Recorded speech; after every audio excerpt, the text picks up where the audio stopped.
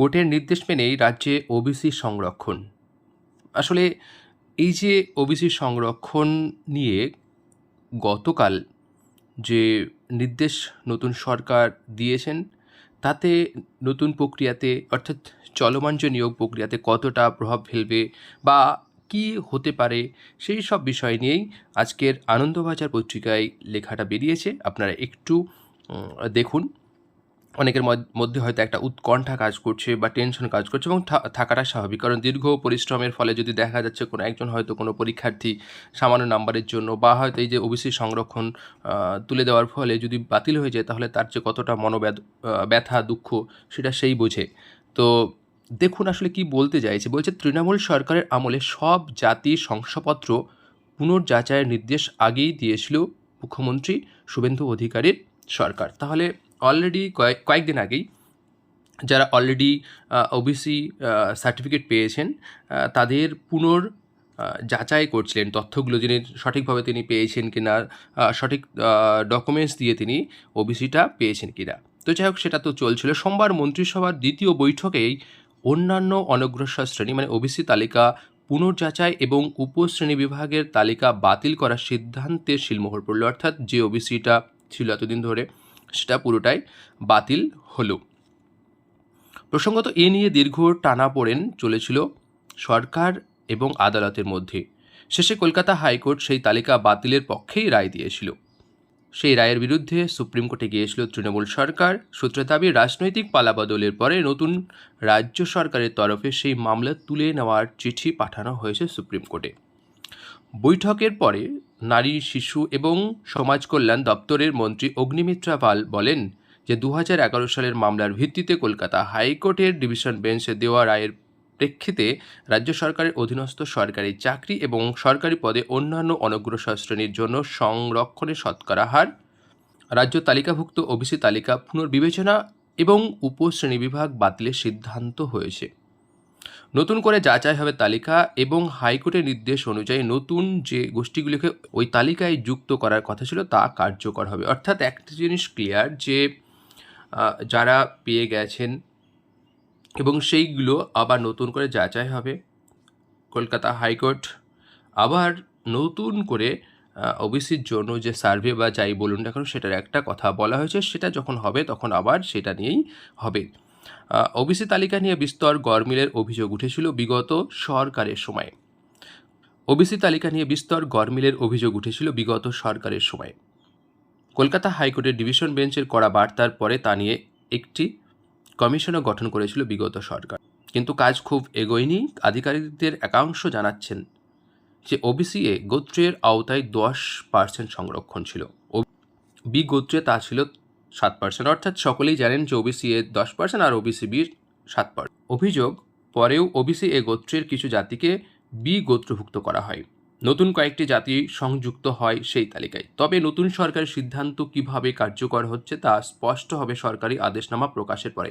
তাই যারা উৎকণ্ঠার মধ্যে রয়েছেন যে ওবিসি বাতিল মানে আমি হয়তো যে আসন্ন যে ইন্টারভিউ, অর্থাৎ নবম দশমে সেখানে ডাক পাবো কিনা, আমি আমার স্কোর কম, তাহলে কি হবে, ওবিসি এ তো থাকলো না, তাহলে সে পুরাতন 66টা থেকে গেলো, তাহলে কি আমরা বাদ যাবো না যাবো, এইগুলো আপাতত আপনার মাথা থেকে সরিয়ে ফেলুন।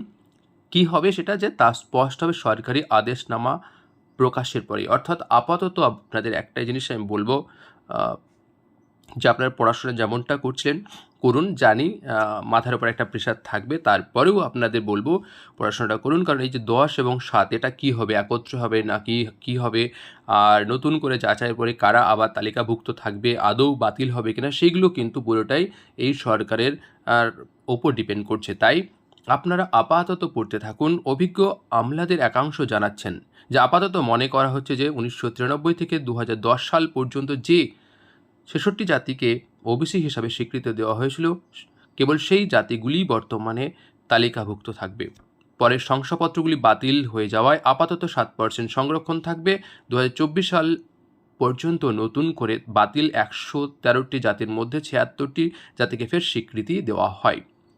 বিষয়টা ক্লিয়ার আসুক পরবর্তীকালে। তবে আদালত নির্দেশ দিয়েছিল নতুন করে সব আবেদন শুনতে হবে, তারপরে আবেদন পর্ব চালু হলে কিছু আবেদন জমা পড়ে। সংশ্লিষ্টদের মতে সেগুলি এখন আর বিবেচনায় থাকার কথা নয়। সরকারের পুনর্যাচাইয়ের কাজ শেষ হলে যোগ্য অযোগ্য তালিকা তৈরি হতে পারে। কারণ বিতর্কিত পর্বে অনেককে জাতি শংসাপত্র দেওয়া নিয়েও প্রশ্ন উঠলেও একাংশের প্রাপ্ত শংসাপত্র পারিবারিক সূত্রে বৈধ। সেই বাছাইয়ের কাজই হবে এখন। প্রসঙ্গত গত শুক্রবার নির্দেশিকা দিয়ে নবান্ন জানিয়েছিল যে 2011 সাল থেকে এ পর্যন্ত যত জাতি শংসাপত্র দেওয়া হয়েছিল, বিশেষ করে দুয়ারে সরকারের মাধ্যমে, ভালো করে বুঝুন, বিশেষ করে যারা দুয়ারে সরকারের মাধ্যমে এই শংসাপত্র পেয়েছেন, কি বলছেন, সেগুলির পুনর্যাচাই হবে। সেই সময় থেকে এ পর্যন্ত প্রায় 1,69,000 মানে জাতি শংসাপত্র দেওয়া হয়েছিল। তার মধ্যে 1 কোটি তপশিলি জাতি, 21 লক্ষ তপশিলি জনজাতি আর 48 লক্ষ ওবিসি শংসাপত্র। এমন শংসাপত্র থাকা কোনো ব্যক্তির নাম গত এসআইয়ের ভোটার তালিকা থেকে বাদ গিয়েছে থাকলে তা খতিয়ে দেখে প্রয়োজনে বাদ দিতে হবে তালিকা থেকে। তাহলে যেটা মূল উদ্দেশ্য বা বিষয়, সেটা হচ্ছে যে একটু বোঝা গেল যে অলরেডি যারা পেয়েছেন পূর্বের, সেটা পুনর্যাচাই হচ্ছে। বিশেষ করে যারা দুয়ারে সরকারের মাধ্যমে পেয়েছেন সার্টিফিকেট, তাদেরটাই বেশি করে যাচাই হবে, হয়তো সবগুলোই করবেন।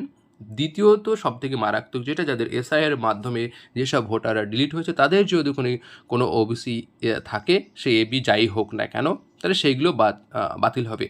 আর একটা কথা আপনাদের জানিয়ে রাখি, যারা অন্তত এই মুহূর্তে বিভিন্ন পরীক্ষায় ডাক পেয়েছেন, হয়তো আপনারা একটু ভয় পাচ্ছেন, কিন্তু গতকাল একটা পিএসসির যে মেরিট লিস্ট কাট আপ দেখা গেল, সেখানে কিন্তু ওবিসি এ এবং বি দুটোকেই বিভাজন করে রাখা হয়েছে। তো সেক্ষেত্রে যেহেতু এটা ongoing process, SLST 2 ongoing process, তাহলে সেক্ষেত্রে কি এই নিয়োগের ওপর প্রভাব পড়বে? ব্যাপারটা হচ্ছে পুরোটাই কোর্টের বিচারাধীন। তারপরেও যা বিভিন্ন ধরনের যে রেজাল্ট পাবলিশড হচ্ছে বা বিভিন্ন ধরনের বিষয় যেগুলো আসছে, তাতে বোঝা যাচ্ছে যে এটা এখনও পর্যন্ত যে বাতিলের দিকে যাবে এমনটা নয়। কিন্তু তার থেকে বড় প্রশ্ন, এই পরীক্ষার ভবিষ্যৎটা আদৌ কী, সেটা কিন্তু সব থেকে বেশি ভাবাচ্ছে। যদি 2016 সালে যেহেতু 22 লাখ ওএমআর প্রকাশিত হয়েছে, তাহলে সেক্ষেত্রে কি 22 লাখ ওএমআরটা দিয়ে 16 ফিরবে, নাকি 16 এবং 25 দুটো আলাদা হবে, নাকি আরও কিছু এর মধ্যে উঠে আসবে, সেগুলো কিন্তু আমরা কেউ কিছু জানি না। অর্থাৎ পুরোটাই এই মুহূর্তে সরকারের ইচ্ছাধীন। সরকার যেটা চাইবে সেটাই কিন্তু হওয়ার সম্ভাবনা রয়েছে। তো আপনাদের কাছে একটাই রিকোয়েস্ট, যারা অন্তত পাস করেছেন বা বিভিন্ন পরীক্ষার জন্য পড়াশোনা করছেন, হতাশ হবেন না, পড়াশোনাটা অন্তত চালিয়ে যান। আর আপনারা আপনাদের মতামত অবশ্যই এই ভিডিওর কমেন্টে আকারে আপনারা জানাতে পারেন যে আপনাদের এই বিষয়ে মতামত কী, যে আদৌ কি বাদ হবে। যদি আপনারা মনে করেন যে এই নিয়ে আমরা একটু আলোচনা করব, তা আপনারা করতে পারেন। আমি যদি কোনো উত্তর আমার জানা থাকে, সেটা কিন্তু আপনাদের আমি সদুত্তর দেওয়ার চেষ্টা করব। তো যাই হোক, এইটুকু আপনাদের বলা ছিল। ধন্যবাদ।